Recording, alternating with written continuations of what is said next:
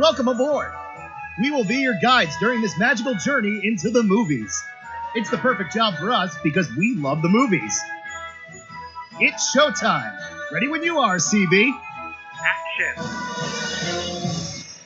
Welcome to this week's episode of Monoreel Radio. I'm Sean. And I'm Jackie. And a special thanks to Pat Gessner, a good friend of ours and a friend of the show. He's a voiceover artist. He's a radio personality. He loves movies. If you're a horror movie person, you can find him at the Shred Shack.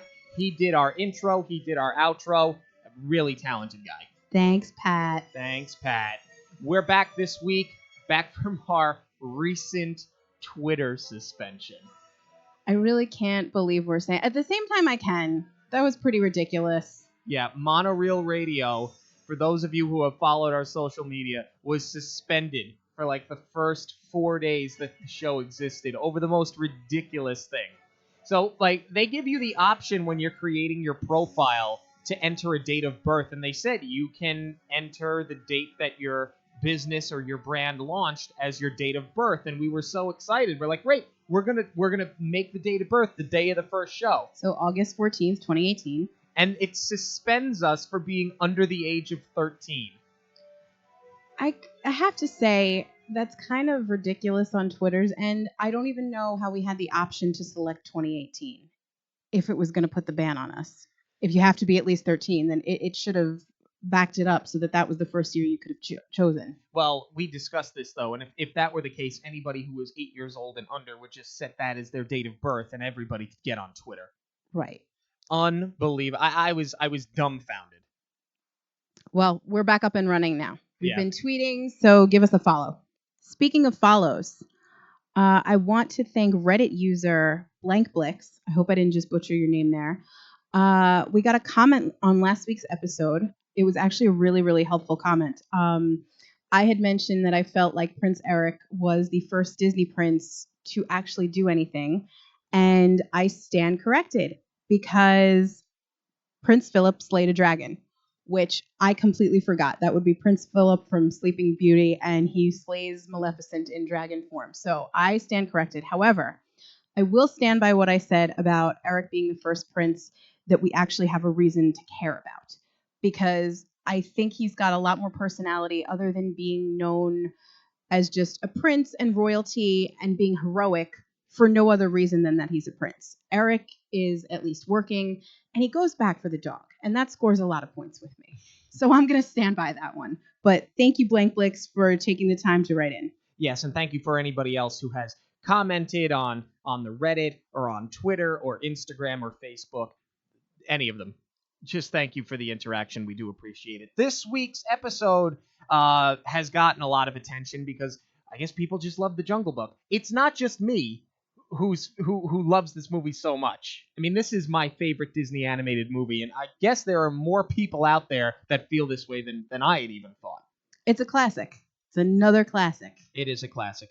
Takes place in the Indian jungle. It starts when Bagheera finds Mowgli in a basket, Bagheera being a Black Panther and Mowgli being a man cub. He's a child, a baby.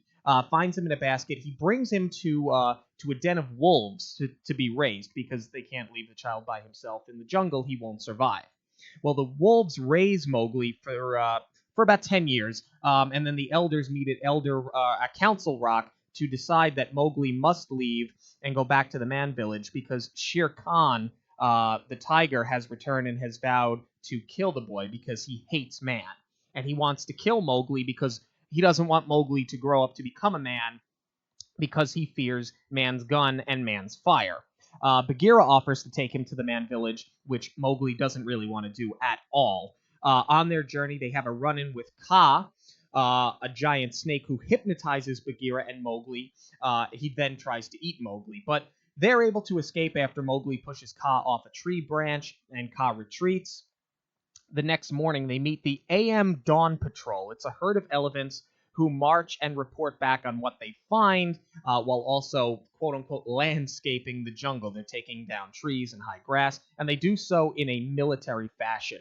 Bagheera explains that he's taking the man cub back to the man village, which Mowgli continues to fight him on.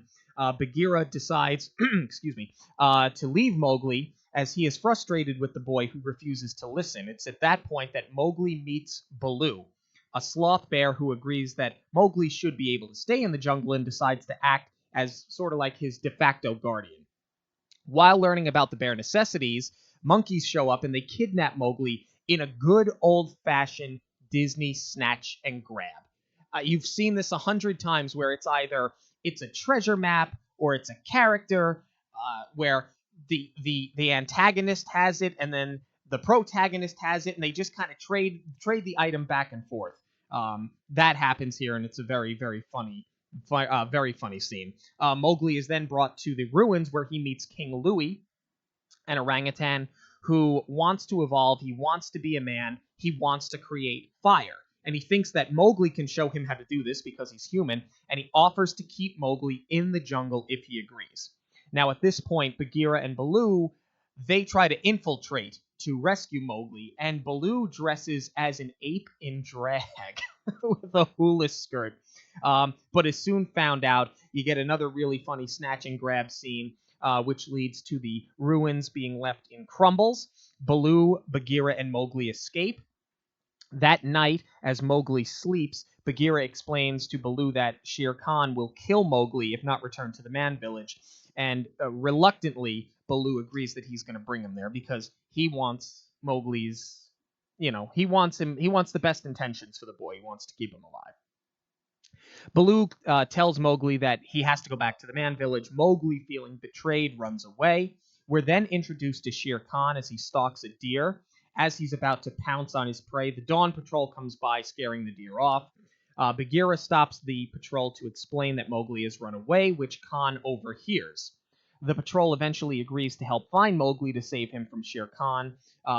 Mowgli has another run-in with Kaa, who promises Mowgli that he won't have to leave the jungle if only he trusts in him. But in other words, what he's trying to do is he's still trying to eat Mowgli, and that's the way he's going to keep him in the jungle. Khan shows up and instructs Kaa to inform him if he sees Mowgli, because at this point, he showed up, he's asking questions about the man cub, and Kaa swears up and down he hasn't seen him. When Khan leaves, Mowgli again pushes Kaa off the branch, and then Kaa runs off. Mowgli then encounters a group of vultures who feel bad for him as it's clear that he is upset. They feel a connection to him as no one wants to claim them, as no one really wants to claim Mowgli at this point, other than Baloo. After explaining what good friends are for, Shere Khan arrives, whom Mowgli refuses to run from. Khan leaps to attack Mowgli, but Baloo arrives just in time to protect him. As the two fight and chase Mowgli, a storm arrives, and the vultures carry Mowgli away to protect him. A lightning strike then creates fire to a branch, which Mowgli then tied to Khan's tail. Khan runs off, but Baloo is feared dead. Bagheera arrives to give Baloo his eulogy when Baloo regains consciousness. The three then stumble across the man village, where Mowgli sees a girl for the first time. She's flirting with him. She's giving him the eye. And Mowgli, she's down there retrieving water. That's what she's doing. She's bringing water back to the man village, and she's kind of giving the eye, flirting with him, as I said before.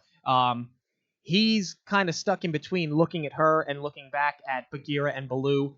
Baloo's telling him to come back. Bagheera's saying, no, go. And Mowgli just gets this really, dumb grin on his face, and he turns, and he looks at them, and he shrugs, and he follows the girl back to the man village. Baloo and Bagheera, at that point, walk off into the sunset and return to the jungle, and that's the premise of the film. The film is from 1967. Based on a book by Rudyard Kipling? Yes, based on a book by Rudyard Kipling. Now, the Kipling book, obviously, is much darker than this film. This is one of those movies that is very much Disney-fied, but does so in a way where, for the most part, it still holds up to this day. It does, but I have to say, upon the recent viewing, I do feel like it left me with more questions than answers, but that's why we're doing this show, and we're going to talk through it. So the story itself, the film is narrated by Bagheera, which I love, because it helps pass the time and give backstory in a very quick manner. I also think that he was the perfect character choice to do this, because yes, he is the one who initially finds Mowgli in the jungle, but it was just a really smart choice because he kind of acts as his guardian. I think if it was one of the wolves or Baloo, even, it wouldn't have pushed the story along in quite the same way.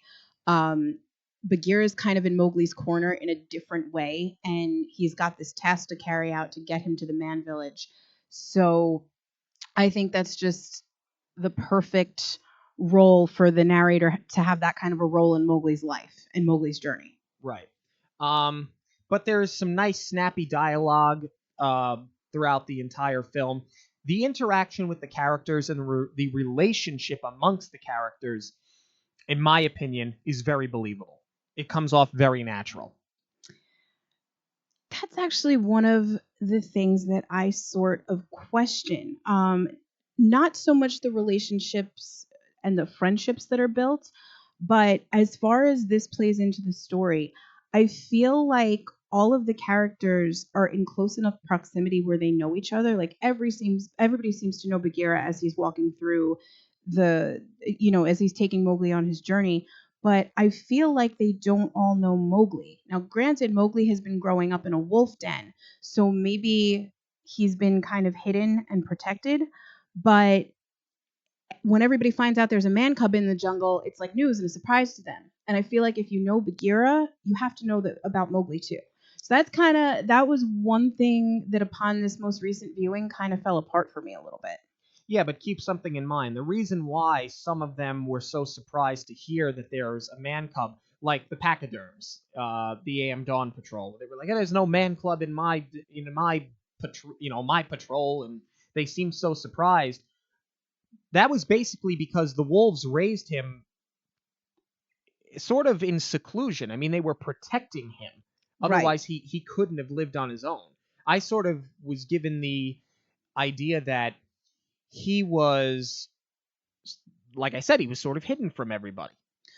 I do agree with that. And a lot of them didn't want him there because they were afraid of man because of man's gun and man's fire.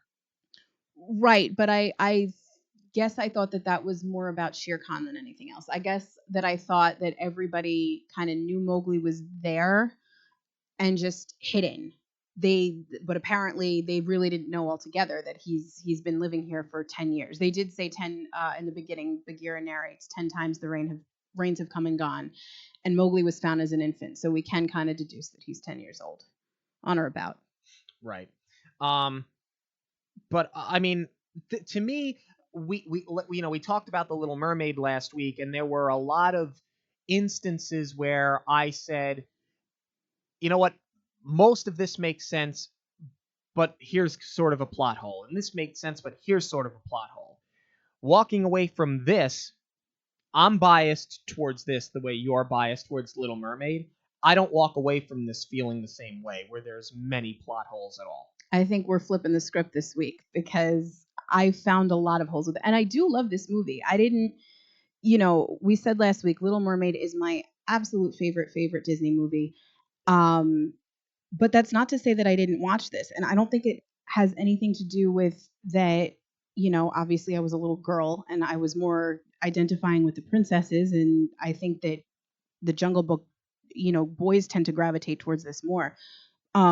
This was my brother's movie. So we watched it a ton in our house growing up. So I've seen it 1,000 times, but I just never, I don't know. I think that this is one of those things where you look at it a little differently with adult eyes, and there are some things that I'm questioning now that I didn't when I was a kid. But for example, well, like I said, what kind of threw me was that Mowgli seemed like a surprise to everybody. But Mowgli himself, actually, let's talk about that. He wants to stay in the jungle, but to me, it's kind of unclear why. Because as they go on this journey where Bagheera is taking him to the man village, they encounter all these different characters, which I'm sure we're going to delve into more and more.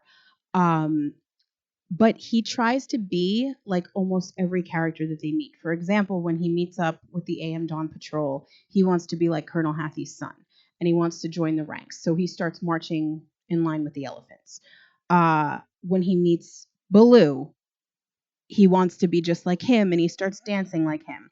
And then at the end, when he meets the vultures, he starts singing with them and flying like them.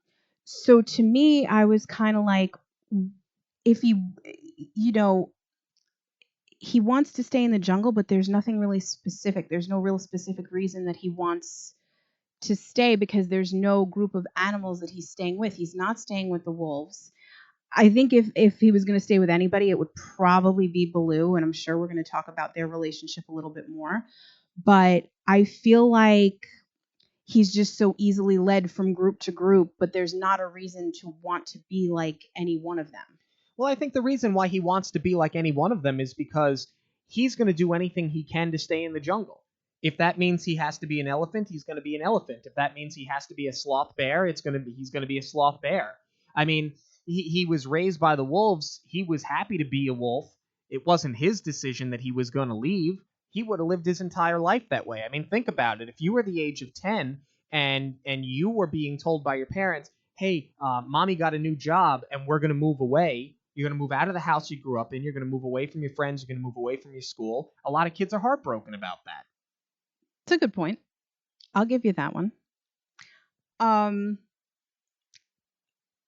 There are still some things about Mowgli, though, that I'm not jiving with. I will give you that point, though. You've won that battle. He does outsmart Kaa, their first encounter. He's able to push him out of the tree, and Bagheera falls out of the hypnosis, or he snaps Bagheera out of Kaa's spell. Slaps him in the face and he brings him out of it. But the second encounter, Mowgli falls for it. He does get hypnotized by Kaa. He listens to his song. He kind of falls into this trance, and the only reason he gets away is because Shere Khan overhears Kaa singing, and he distracts Kaa. So they have a whole conversation, and that gives Mowgli a chance to kind of wake up, snap out of it, and then get away. Granted, he pushes him out of the tree in the same manner, and that's what unravels Kaa and sends him skulking back off into the jungle. Which, by the way, it's clearly that's recycled animation as well. Oh my God. It's literally the same exact thing. There are a couple of frames that do get reused. You're absolutely right. But to me, Mowgli didn't learn anything from that. He just managed to escape in the same way. So there's like no growth of the character. But I think it shows just how naive he is, and how they were preying on how desperate he was. The entire reason why he ends up in that scenario is because Kaa says, trust me, you won't have to leave the jungle. Mowgli doesn't want to leave. He doesn't want to go to the man village. Right, and he wouldn't leave the jungle in that case because he'd be in Kaa's digestive tract. But he didn't know that that's what Kaa was getting to, obviously. All right, I'll give you that one too. I got one more for you. Okay. Skipping ahead, we're gonna 3-0, Sean. Sorry, go ahead. 3? Where have you gotten 3? Well, I jumped the gun. You haven't finished this one yet. You absolutely jumped the gun. Speaking of, we're gonna jump to the end of the movie. When Mowgli finally meets Shere Khan, he approaches him right away. He walks up to him, but I don't feel like this is an act of bravery. I think it's an act of stubbornness. He just goes and he's like, I'm not afraid of you. And, he's been told to fear Shere Khan throughout the entire movie. So I was kind of like, good on you for going right up to him, but it's not really convincing me that it's because Mowgli is really ready to stare him down. Second to that, Mowgli does eventually defeat Shere Khan by tying a stick of fire to his tail. And Shere Khan is so busy trying to escape it, he ends up just running away into the jungle. Now, this fire is caused when lightning strikes a tree in a really dry part of the jungle. I would be much more impressed if Mowgli made the fire. To me, that would be like, all right, he's ready to go back to the man village because he's a man now. He learned how to make fire. So I feel like that might have been a better ending. And to me, in the same way that he got away from Kaa, it was just kind of like dumb luck. That's kind of how this happened when he defeats the big villain. With the help of Baloo, I will give him that. But I don't feel like I'll say it. I don't feel like there's a character arc with Mowgli. So I think Mowgli is brave. I think he is determined. And I think at that point, he sort of had nothing to lose because he had no friends, he had no support, he wasn't going to go back to the man village. That was his staunch opinion, and he wanted to stand up to Shere Khan because he wanted to prove to everybody that he could handle himself in the jungle so that he could stay in the man village. Now, in regards to what you said, how is Mowgli going to know how to make fire? Because he's been raised by wolves. That's the entire point of this movie is he's so inept in the ways of man that he can't survive. If Mowgli could turn around and make fire without being taught how to make fire, what he just proved is I can last in the jungle. Which, while it's a nice sentiment, it completely destroys the rest of the film. The entire motivation of the characters in the movie is to get him back to the man village where he can be safe. Right. And then once he gets there, I will give you that one too. But it's like he still didn't learn anything because, like, okay, he didn't make the fire himself. He's going to need to learn that. He's going to need some more skills from the man village. But he doesn't make the choice to finally go. He's led there by Baloo and Bagheera, and then a girl bats her eyes at him, and then he's off. So once again, something kind of fell into his lap to make a decision for him. See, I think that the ending of this movie is absolutely perfect. I love the ending of this movie. I do too. I think it's the perfect passing of the, well, no pun intended, passing the torch, passing the baton, transitioning him into the man village. But I just wish that Mowgli would have made that decision independently. I don't feel like he really learned anything. It's hard. I feel like, he just had this whole adventure, and he the reason why he sees the girl from a distance, and the reason why he engages her is because he goes, I just want to get a closer look. I've never seen one before. And yeah, she flirts with him, she bats the eyes, but he has that moment where he's sort of going back and forth, like, do I go with her or do I go with these guys? And he's looking back and forth between her and Bagheera and Baloo.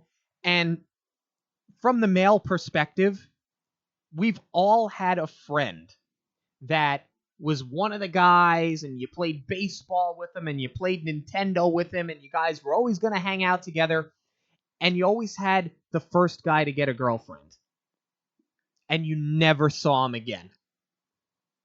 And I just feel like you want to talk about a character arc, there's your character arc. Let's not forget, Mowgli is only 10 years old.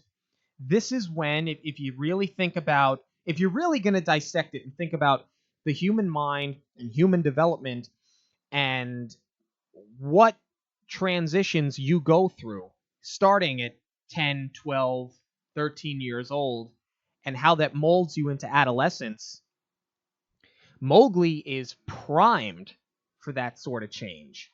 And the fact that he's never experienced this at all, I just feel like it's that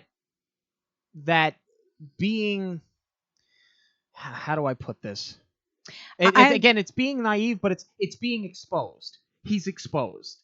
Mowgli has been exposed this entire film, and it touches back to what you said, with he's going to be an elephant, and then he's going to be a bear, and then he's going to be a vulture. It's because he's wide open.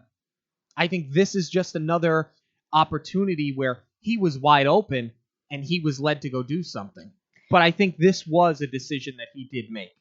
See, and I think this is a point, Jackie, because Mowgli's 10. He's not even really at puberty yet, and you're telling me that he put a hoe before a bro. That actually leads to a very interesting conversation that I was going to save for later, but I think we can have it now. Have at it. This movie is very much a period piece. It's very clear that this movie is a period piece.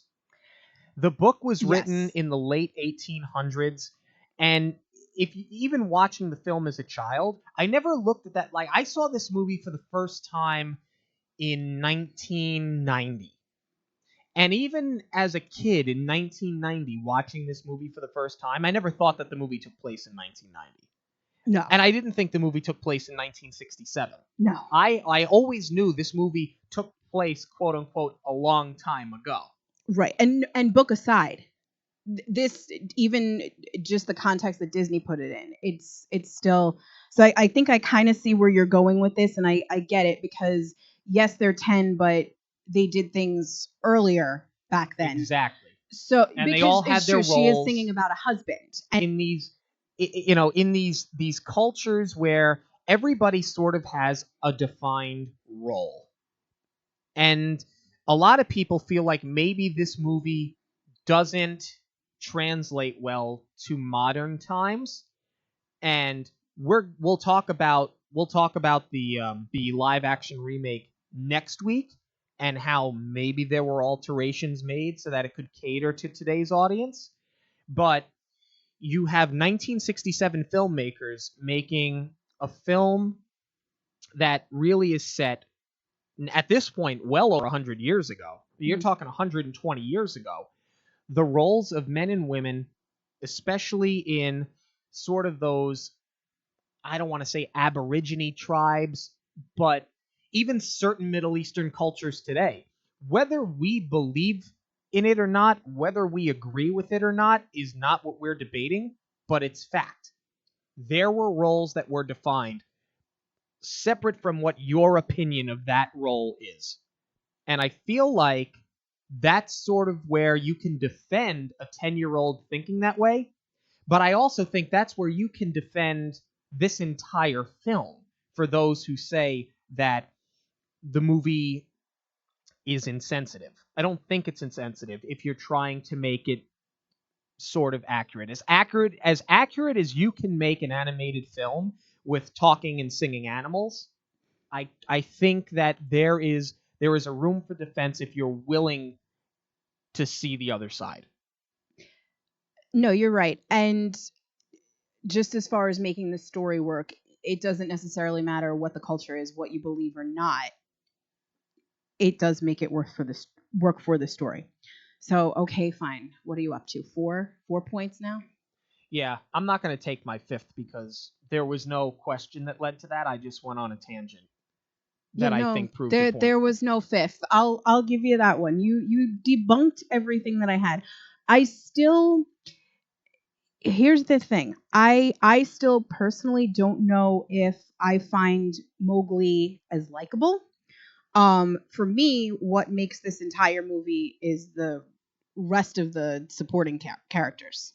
Yeah, so you have Bagheera, who's sort of got that wise elder feel to him, but he is so well intended. He's very smart. He cares so much for Mowgli, almost as if he had raised him on his own. I actually disagree with that one as well. He keeps leaving him. He keeps telling him, like, all right, well, if you're so smart, do it yourself, and not like in a tough love kind of way. He keeps leaving him on his own, and then he'll hear something go off in the jungle. That's the thing. It appears that Bagheera is getting very far, and then he takes like 3 leaps, and he's back to Mowgli's side, coming to the rescue. I think he does love him. There's no doubt about that. Otherwise, why would he be taking him on this journey? Why does he keep going back? But it's not exactly in a tough love kind of way. I don't know. There's something that's not sitting well with me, that he keeps leaving him with all these people, and he's like, all right, if you know better, just do it yourself. Mm-hmm. The entire movie, though, I will say, the music is great. We'll talk about that in a minute. The entire movie exists because of Baloo. Yes. Baloo is this entire film. And the way that Phil Harris played him was absolutely outstanding. Yeah, Baloo is up there with one of the greatest Disney characters of all time. He's so lovable. He's so much fun. And, he really does care for Mowgli. And the thing, he's relatable because everybody knows a Baloo. To me, actually, Baloo, forgetting that this has since been remade, Baloo is like either Matthew McConaughey or Jimmy Buffett to me. He's like the Jimmy Buffett of the jungle. And it's funny that you say that because when I was thinking, who can I relate this to now? Other than everybody has a family member that's like this, that's kind of that, carefree sort of bum that just. What I said was he's a carefree bum who just wants a good scratch and a nap. And you Yeah. know who that reminds me of? Murray Goldberg.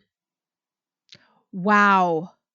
Wow. For those of you who watch the Goldbergs on ABC, and if you don't, you should because it's fantastic. Not just because it's ABC. This show is hilarious. It is. I think it's the funniest show on television right now. I think it blows everything out of the water.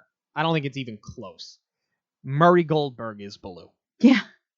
He totally is.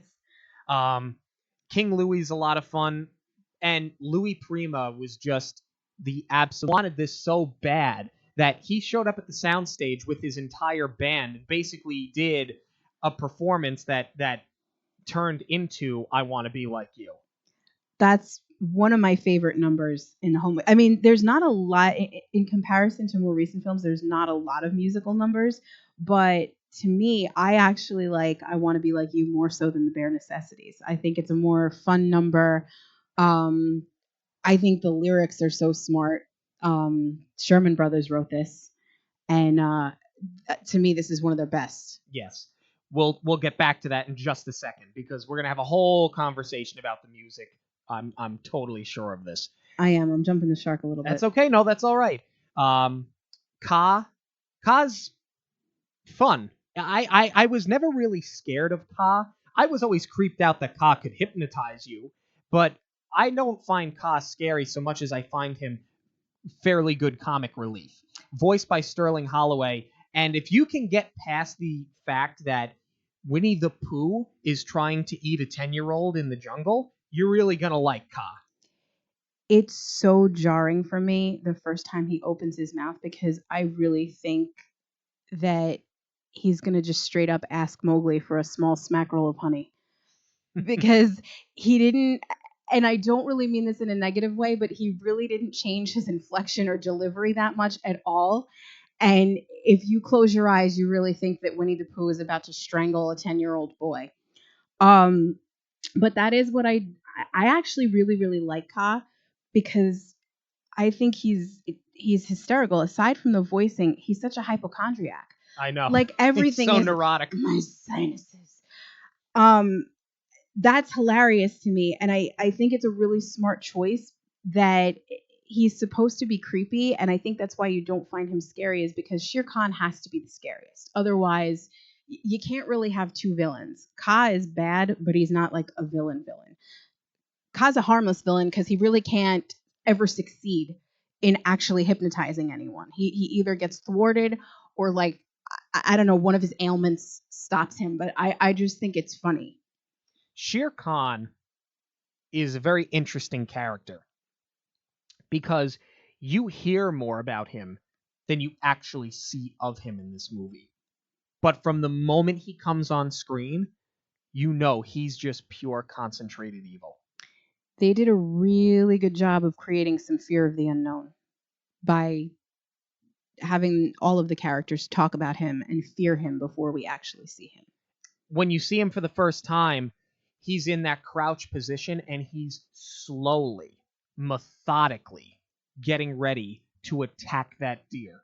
In a moment where you have a character who's not even said a word, the animation is phenomenal in this movie. I mean, the animation is just fantastic. Bagheera is very cat-like, as is Shere Khan. It looks very natural. But just the way that he gets that look on his face, and he dips his shoulders down, and he kind of digs his claws in, it's like, I'm not going to go so far as to saying it's like watching Nat Geo or the Discovery Channel, but it's pretty close. It's so well done. There's not a spoken word, but in that moment, you know exactly who Shere Khan is. Yeah, they really did do a beautiful job with the animation on this. You can tell that they really, really studied animals. And I think that that's something like even later in The Lion King, like you can see how they really, really finessed it by the time that we got there. And that's something I'm excited to look at down the road is to compare the animation style of these different animals. But back to Shere Khan, Yeah, I mean, you said it last week. I do have an affinity for my Disney villains. I love the way that Shere Khan was portrayed. Um, I think it was a great marriage of the voice actor and the animators to create this character because he's so even like how well spoken he is kind of scary. He reminds me of a James Bond villain. Yeah, like just very and I don't think that has to do with the fact that he's kind of like English sounding, but he's just like very proper and very methodical, and I think that that's what makes him so creepy is because he's smart. You can tell he's from the jump that he's very smart. Yeah, he's wildly intelligent, and everything he does is with purpose. And he has, similar to Ursula, and I think you're going to see this a lot with Disney villains, he's got that arrogance to him. Yeah.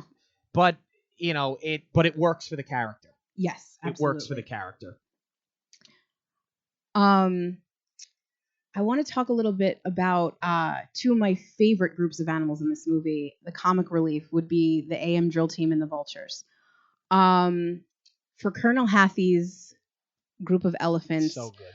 I think that's the personification of a drill sergeant was brilliant. It just works for the herd of elephants. I think that for somebody who gets very little screen time, the character of Colonel Hathie gets developed really nicely because he goes and he, nitpicks at every single one of his troop. And then there's a really, really great instance of comic relief where Bagheera goes back to them the second time when Mowgli's lost, and he approaches Colonel Hathie for help.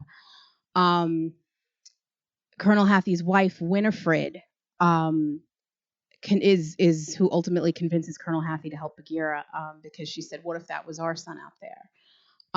Their son, who is voiced by Clint Howard, by the way. Yeah. Yeah, you know him from Apollo 13, you know him from Austin Powers, and he's Ron Howard's little brother. Fun little bit of Disney trivia there. But the other interesting bit of trivia is that this is one of very few female spoken lines in this movie. Really, the only other one is the girl at the end when she's singing her song.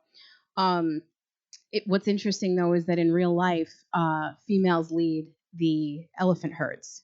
So here you have a male doing it, and it's just a good little comic relief section that really she is leading Colonel Hathie to what they're gonna do, and she makes this decision for him. So it's just like a funny little throwaway line. I love the AM Dawn Patrol. I love their little march. I love their song. Yes. They are very funny, but they serve a purpose in the film.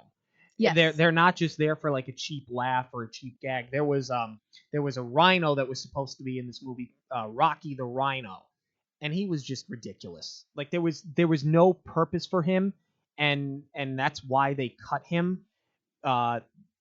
They serve a purpose in this film, and you see them a couple of times throughout, and they're a fun group. Absolutely. Yeah, no, I that's probably one of my favorite it's like a good little breather piece in the movie whenever the elephants show up. Yeah. The other comic relief group that does serve a bigger purpose in this movie is the vultures. Yes. And I'm sure you're going to have a lot to say on them. If you know a little bit of insight into this movie is that these four vultures, you can tell there's definitely a Beatles influence, but they actually did try and get the Beatles to voice the characters in this movie. I believe it was because Lennon didn't really want to do it. Yeah, John Lennon didn't want to do animation, and a couple of years later comes out with Yellow Submarine. That's another story for another day. But I believe there were also some scheduling conflicts as well. But I can kind of see at the time, Disney was not what it's known for now. And in almost every movie now, you get name A-list talent. If not A-list, at least B-list. You do get like a big name. And now, in more recent years, you get several per movie. For its time, though, this was like the first I don't want to say all-star cast, but they really did have like the big talent of their time in this movie. Yeah, and this was really the first time that they went out and got that many A-listers to do this. Right. The Beatles would have put it over the top. Yeah. But because of, Lennon not wanting to do it, and I think they also did have some sort of scheduling conflict, they didn't get them. But you can still see, just based from that mop top haircut and the voices, The too. Liverpool accents. Yeah. It's clearly the Beatles. Right, and it went from being That's What Friends Are For, went from being a rock song to being that barbershop quartet. We keep talking about the music, so I think it's time that we should move on and talk about the music of this movie. Let's not move on from that song, though, because you just said it. They went from having, and actually it's really, really cool if you're able to dig it up. They do have this recording where it still sounds like a Beatles song. You can clearly hear the influence in there, and it's cool, and it makes the tune kind of upbeat. But I think doing away with that, Beatles aside, is the smartest thing that they could have done. They said that Waltz himself cut it because it wasn't. It would have dated the film, and you would have associated the film with being in that era. But to me, hearing the recording where it sounds like an upbeat rock song, I think it takes you out of the scene that you're in, because it's so lively, and here you are in like this orange and dark part of the jungle. There's not a lot of water there. There's no water, actually. There's no light. That's how it ignites. Exactly. That's why the vultures are there. So I think it just brings you right out of it. But doing that barbershop quartet, I think, is so much smarter, because the vultures sing the song, they get Mowgli to join in on a 5th part harmony, and then Shere Khan finishes it. So if you had the actual movie, the actual music behind it, there wouldn't have been that brilliant transition where you throw to Shere Khan and all of a sudden he's there. He's been hiding out, he's been listening the entire time, and that's how he reveals himself. It doesn't matter how many times I've watched this movie, and it doesn't matter how old I get. Every time Shere Khan comes in and finishes that song, I get chills. Chills like scared chills? Yeah, or like, chills because he's singing it well? No, scared chills. Like, now Shere Khan has arrived. Something's about to happen.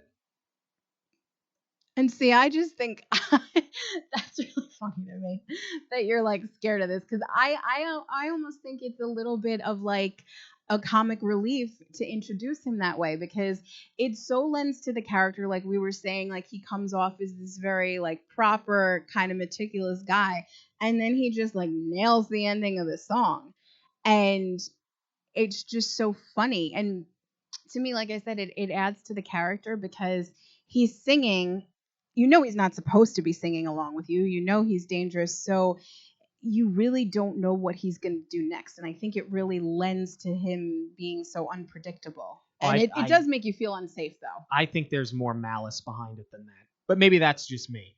What I love about the music in this movie is that it plays very well with the on-screen actions. Yes. For example, when Mowgli and Baloo are play fighting, and they're showing Baloo as he's kind of teaching him how to box, it's a lot of like bass drums and tubas, because you have this really big, let's just call it a big fat sloth bear, and then you cut to Mowgli and it's like they're hitting little pipes. You know what I'm saying? Like it just it was a very nice representation of the characters through sound. That's a really good point. Music. Yeah. And when they're scratching themselves against the trees, and they kind of go with like a maraca during the bare necessities, and they have the little scratch, almost like somebody's playing like a washboard. Yeah. Like it's just I think it is so brilliant. It's a little touch that I think goes a really long way. It really is one of the most clever songs. And then too, it gets to the point where Baloo's like scratching against a rock, and then he kind of like dips into the river, and then they're just kind of floating along. You still have the music underneath, and it's still part of the Bare Necessities song in the sequence, but it just changes the tone right before the monkeys get him. Right. but it comes back in so brilliantly. This was a song. This is the only song in the film that was not written by the Sherman Brothers. It was written by Terry Gilkyson. And Terry Gilkyson had written basically the entire soundtrack for this film when it was a much darker movie. Right. Originally this movie was written to be closer to the Kipling book, a closer adaptation. But Walt feared that children weren't going to like it, maybe it would be too scary or too over their heads, so he sort of canned everything and started from scratch. But this was the song that all the animators and everybody that was working on the film at the time had said, you gotta keep. It's just this, it's a fun Dixieland sort of song. Like I can hear it like almost in New Orleans. Which if you know a lot about Walt Disney, you know that city in particular had a great influence on his life. The lyrics are very clever. In a way, they're sort of basic, but they're not as, say, sophisticated as Part of Your World. Mm-hmm. But I feel like the lesson learned is just as strong. Absolutely. But I also think that lends to the song is because it is sort of stripped down, but the song is about the bare necessities. It's nothing excess. It's just you have what you need and you're happy with it and you want for nothing. So I'm wondering if that was done intentionally to just keep the lyrics simple. And Baloo's a simple guy. Exactly. Baloo's very simple in his mindset. He's sort of simple in his vocabulary. But I think that you learn as a child listening to this song that as long as you have what you need to get by, you'll be okay. The other stuff is nice, but you'll be okay. And maybe it's okay to not keep up with the Joneses, not have the newest video game, not have the newest car. Because as long as you have what you have and it's enough to get by and you can be happy with that, you'll live a very happy life. And it also taught me that that if I pick a prickly pear by the paw, that I shouldn't pick. I should not pick a prickly pear by the paw. If I pick a pear, try to use the claw. But I won't need to use the claw if I pick a pear from the big paw. Baloo was totally your early Jimmy Buffett. Absolutely. Baloo was a slippery slope for you. And actually, a lot of his dialogue was improv by Phil Harris. And actually, this song, when they wrote it and he was recording it, and the same thing goes with his dialogue, he pretty much said, this isn't how I would say this. If I'm going to do this, can I do it how I would do it? And he flew off the handle a lot, kind of went off the cuff. And they kept most of it in the film because his portrayal of this character was brilliant. I think he made Baloo a lot more laid back. I don't want to say he made him sarcastic, but when he started throwing in like the not boxing terminology per se, because they do still keep it simple so that kids can understand. I think that the actor really did bring a lot to Baloo, though, in making him what he is. And I what I really like about the bare necessities, and what I like about I Want to Be Like You, in both of those scenes where you start to see Bagheera kind of rolling his eyes and putting his hand on his head and then sort of getting involved in the action and interacting with Baloo more, it develops their relationship, which really becomes Bagheera is the perfect straight man and he's the perfect foil for Baloo. Yeah. No, you're right. You're right. If actually, like, that would be a great spin-off. I would love to see like a buddy comedy with Baloo and Bagheera. What's interesting about that, though, if you look into the behind the scenes a little bit more, is that the two animators who worked on them, Frank and Ollie, they put a lot of themselves and their own friendship into Baloo and Bagheera, and Baloo and Mowgli as well. Yes. And that sort of, I don't know, see, Baloo to me was always kind of more of like the fun uncle, but Mowgli does refer to him as Papa Bear, but either way, it's such a good, Baloo's like the perfect sidekick and the perfect buddy. Mm-hmm. Of course, the next song, literally minutes after the bare necessities, is I Want to Be Like You, which was written by the Sherman Brothers, performed by Louis Prima. It's an outstanding swing number. Yeah. I think you had the right actor for the part because Louis Prima was the king of swing. Mhm. And if you go back and listen to any of that old Louis Prima stuff, it's so clear that nobody had as much fun recording music at that time than Louis Prima. I believe he said it was his career highlight, or that's the thing that he was probably going to be remembered for most, and that was his legacy was going down as the voice of King Louis. Oh, he really wanted this role, and thankfully for all of us, it worked out because he's perfect. But what I love so much about this is that you take, the caricature of chimpanzees and monkeys is that they're swinging from trees, and you've seen them swinging at the zoo. If you go to Animal Kingdom, you kind of see them swinging on rope vines and through, across rope netting. So why not make it a swing number? Right. I mean, it's just so perfect. It is. It's a great marriage of music and animation, but the lyrics too. Yes. This is some really, really clever writing, and I think we had touched on this last week with The Little Mermaid that sometimes because the numbers are so big and so theatrical, you lose the words a little bit. But if you really listen, King Louis's intent, it's just explained perfectly.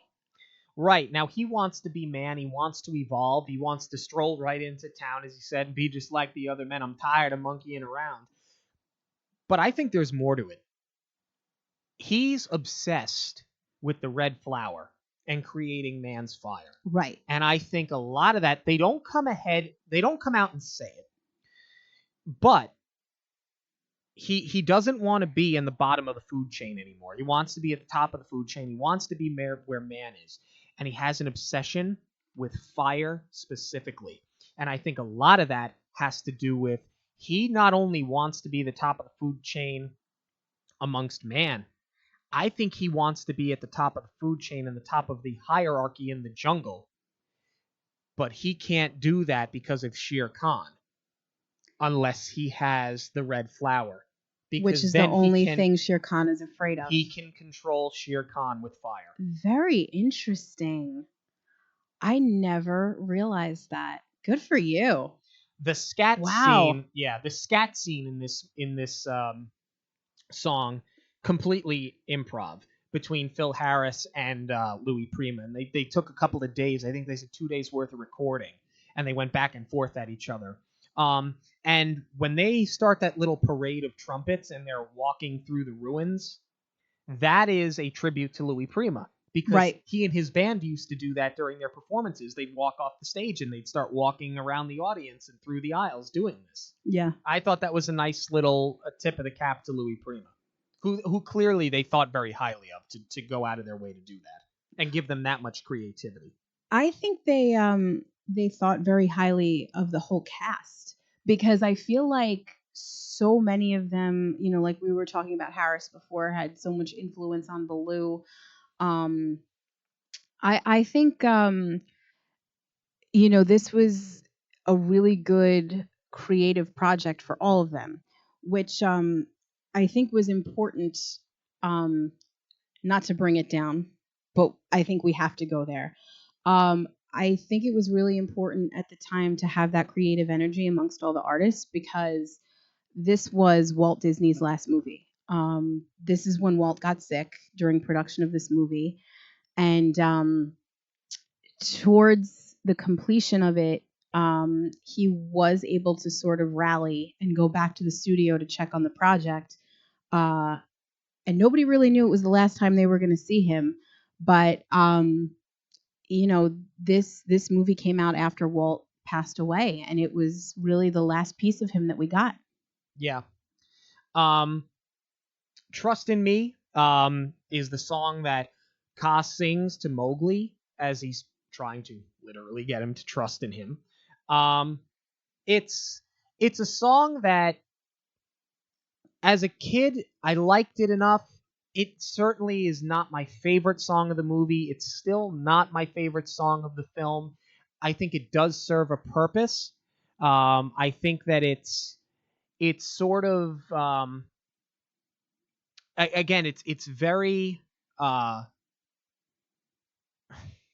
trying to again. I'm trying to find the words. It's very intentional. That's what it is. It's very intentional with its message. I think that he's very much trying to manipulate the boy, and I think that he's trying to play on how naive Mowgli is and how desperate he is.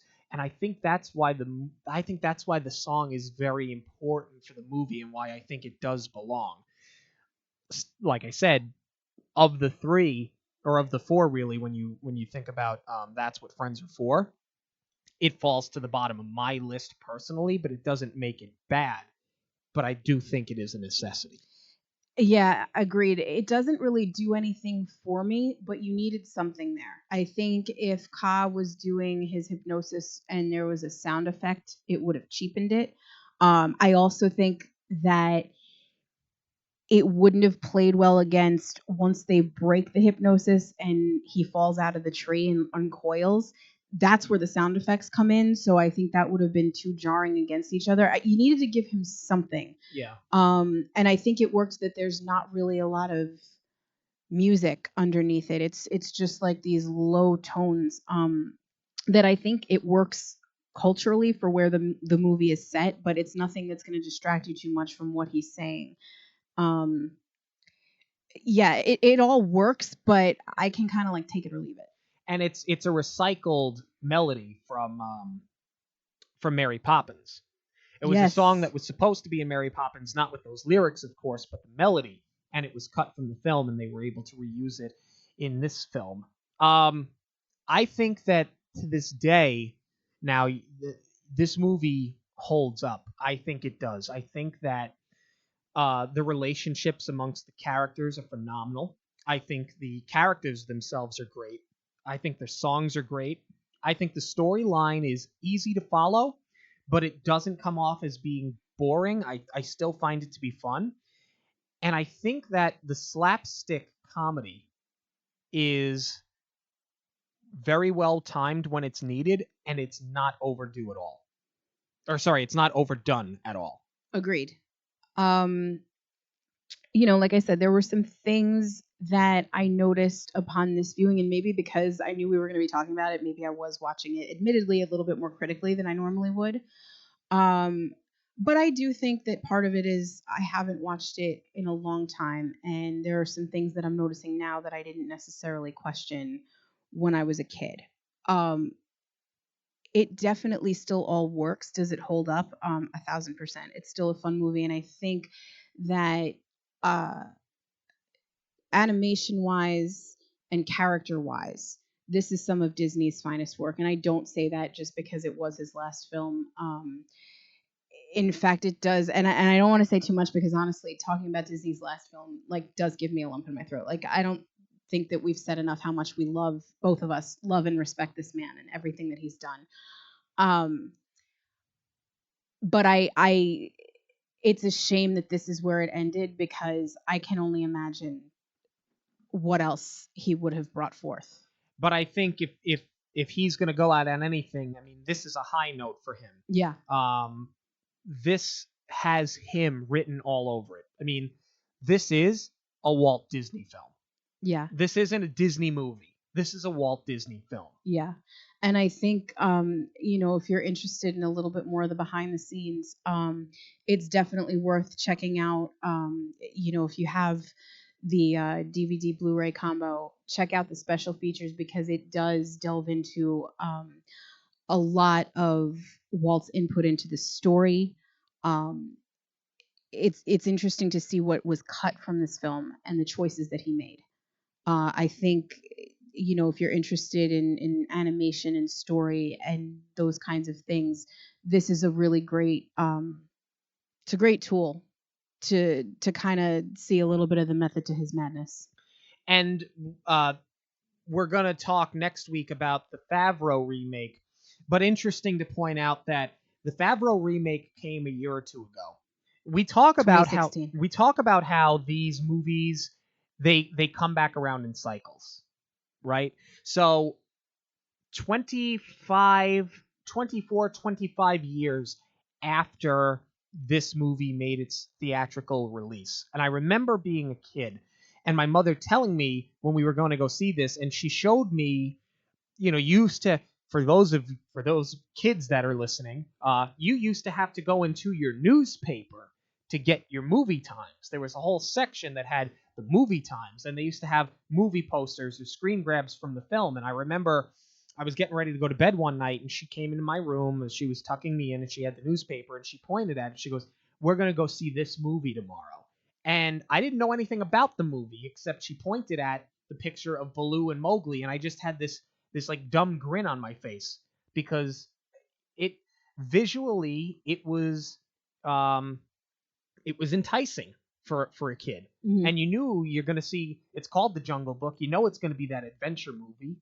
The movie had a theatrical re-release. It gets released on VHS. Right after that, Tailspin comes out as a part of the Disney Afternoon, and you have Right. Baloo as a pilot. And Louis owned like a bar. It was like a Jock Lindsay's Hangar bar Yeah. that Louis owned.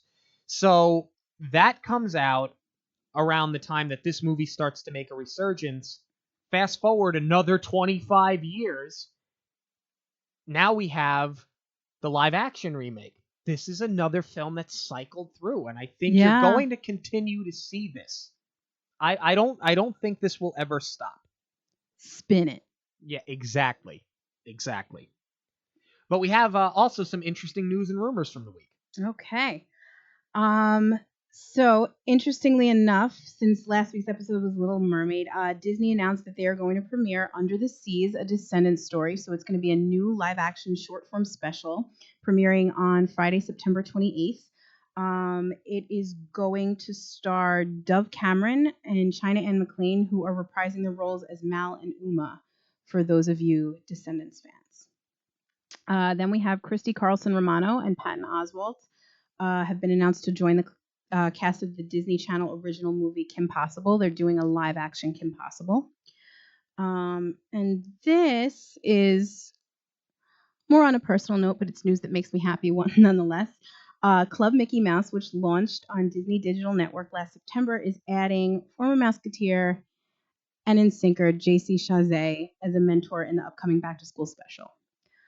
Big NSYNC fan right here. So this just gave me the warm and fuzzies that he's going back to the mouse. And then I think it was D23 that had released one of the first promotional photos from the Mulan live action film that we were just talking about next week. And they had the actress in the outfit with the katana. She looks very convincing. She does. Yeah. It's all over Instagram. That was where I had seen it, but it was on like the D23 Instagram. And I think the Walt Disney Studios. It was all over the place. So you can definitely see that if you're interested. But yeah, she looks good. Yep. I'm excited to see what else they're doing. Well, thank you guys for joining us this week. It was a pleasure as always. We will be back next week to compare and contrast this version of The Jungle Book with the Jon Favreau live action version. Did we like it? Did we not like it? You're going to find out next week. In the meantime, make sure to like our Facebook page, follow us on Twitter. We're everywhere right now. We're on Stitcher. We're on iTunes. We're on Google Play Store, Podbean. Believe me, we're on every format for everybody. We're hard to miss at this point. So for Jackie, I'm Sean. Have a magical week. On behalf of Monoreel Radio, we'd like to thank you for joining us. We'll see you at the movies, the stuff dreams are made of.